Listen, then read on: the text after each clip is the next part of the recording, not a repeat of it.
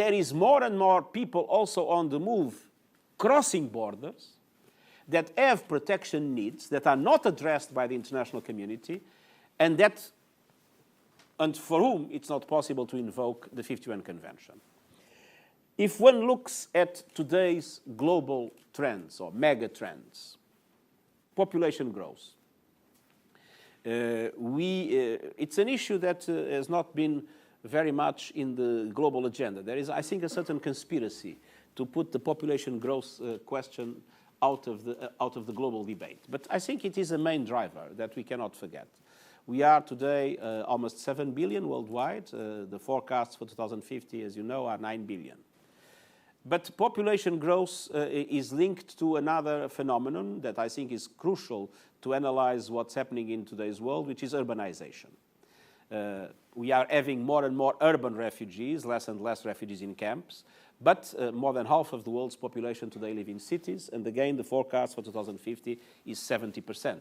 This is a total change in relation to traditional patterns, and the protection concerns in an urban environment are very different from the protection concerns in traditional encampment situations or in rural environments. Then, climate change. I must say that, in my opinion, climate change is the biggest frustration for anyone that looks at the international community today. The inability to have a common front to address this problem. And it is clear that climate change has huge direct impacts, and it's an enhancer of the impacts of many other trends in today's world. For instance, water scarcity. 1.5 billion people lack safe water. Food insecurity. 1 billion people is hungry today. And there is a clear linkage. We see lots of summits on climate change, summits on food security, but these things are never brought together.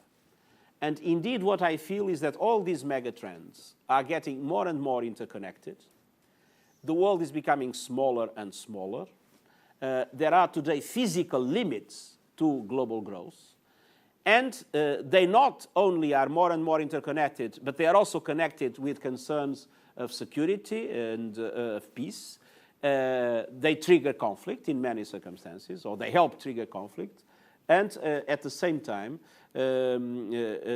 all these factors combined are today a main cause of displacement. And it is very difficult to distinguish when displacement is volunteer and when displacement is forced in these situations. We know, for instance, if there is a tornado, there is a natural disaster that is clear, that has an impact, an immediate impact. But the slow onset of certain aspects triggered by climate change, for instance, drought. Drought makes slowly areas being totally inhabitable, not inhabitable. And of course, more and more people will be living. At a certain moment, there will be nobody there. Is this economic migration? Is this forced displacement? It is not clear. And what is real is that in today's world, we are having more and more situations in which we have mixed flows of populations on the move. Some might be considered refugees even according to the 51 Convention. Others are clearly traditional economic migrants. But many are in these blurred circumstances which we do not know exactly why they are moving. And we can say that there are modern patterns of forced displacement that are not fully understood in today's world. And because of that, the capacity of the international community to grant protection to people in need of protection in these new trends of forced displacement is very limited.